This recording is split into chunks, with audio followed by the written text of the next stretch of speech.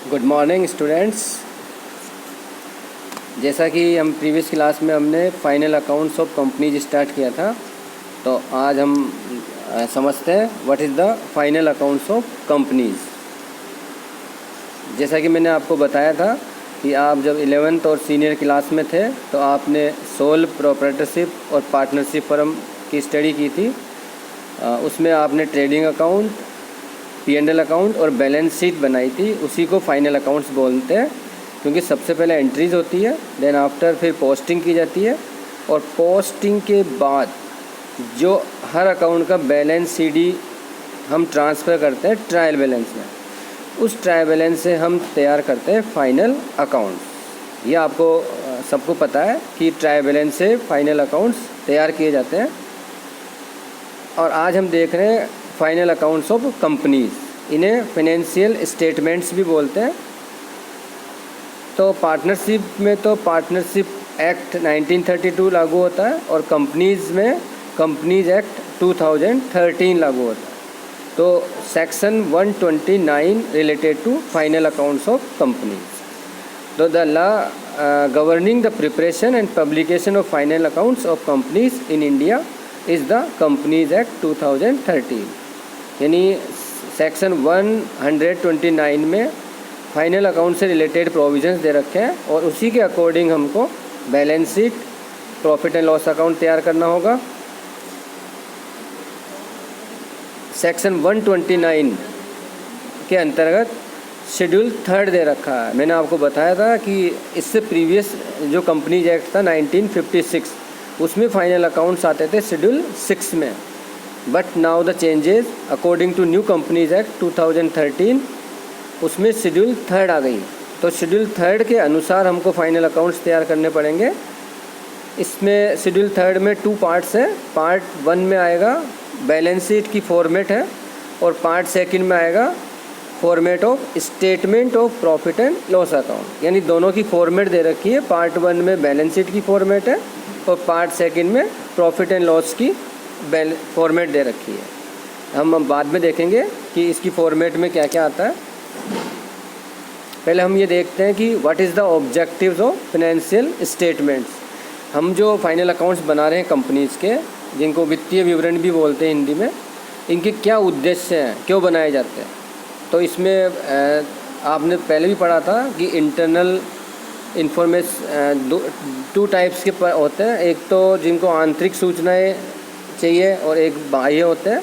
तो information to the shareholders and other external parties. एक तो कंपनीज़ के अंदर जो होते हैं directors, general manager, other managers और एम्प्लॉयज़, उनको इन्फॉर्मेशन चाहिए। दूसरा होता है external parties like shareholders, जिन्होंने लोन प्रोवाइड कर रखा है, जैसे banks. There are so many persons जो कि फाइनेंशियल स्टेटमेंट में इंटरेस्ट रखते हैं। तो information to the shareholders and other external parties regarding profitability and financial position. ये तो मेन उनका ऑब्जेक्टिव होता है फाइनेंशियल स्टेटमेंट्स का, कि कंपनीज़ की प्रॉफिटेबिलिटी और उसकी फाइनेंशियल पोजीशन के बारे में पता लगाया जाता है। और अदर ऑब्जेक्टिव्स हैं, जैसे कि जब हम फाइनल अकाउंट्स बनाएंगे तो उससे कैलकुलेट होगा प्रॉफिट। तो to determine profit of the business during the year. और एक और इम्पोर्टेंट है, जो फाइनल अकाउंट्स में इंफॉर्मेशन प्रोवाइड की जाती है, और कंपनीज एक्ट 2013 के अकॉर्डिंग सारे प्रोविजंस एप्लीकेबल है, तो उसके अकॉर्डिंग फाइनल अकाउंट्स तैयार किए या नहीं किए। इसलिए CA इन अकाउंट्स की ऑडिट करता है, और वह रिपोर्ट भी करता है कि ट्रू एंड फेयर व्यू। तो हम देख रहे हैं फाइनेंशियल स्टेटमेंट्स के उद्देश्य है कि to present the true and fair view. यानी जो फाइनेंशियल अकाउंट्स में, फाइनेंशियल स्टेटमेंट्स में जो भी इंफॉर्मेशन है वो ट्रू है और फेयर है। Next is objective is financial position of the business on a given date.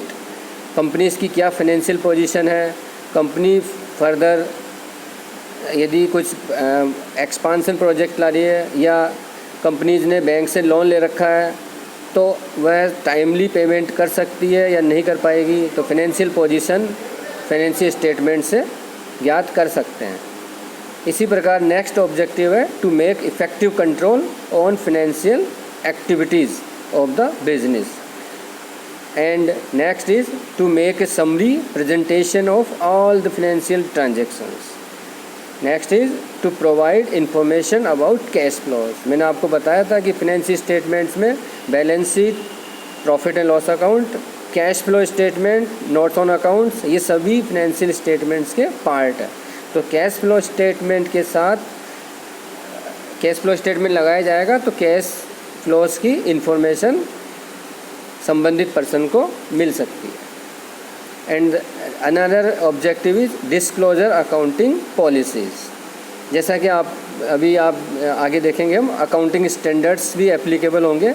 तो कंपनीज एक्ट 2013 में भी प्रेस्क्राइब कर रखा अकाउंटिंग स्टैंडर्ड्स जो सी इंस्टीट्यूट बनाती है। तो उसमें अकाउंटिंग स्टैंडर्ड फर्स्ट में ही क्लियर दे रखा है डिस्क्लोजर ऑफ अकाउंटिंग पॉलिसी, यानी कंपनी ने जो अकाउंटिंग पॉलिसीज़ अपनाई है, फॉर एग्ज़ाम्पल डेप्रिसिएशन का कौन सा मेथड यूज़ किया है और वैल्यूएशन ऑफ स्टॉक का कौन सा मेथड यूज़ किया है, यानी कौन कौन सी अकाउंटिंग पॉलिसीज़ कंपनी ने अपनाई है उसको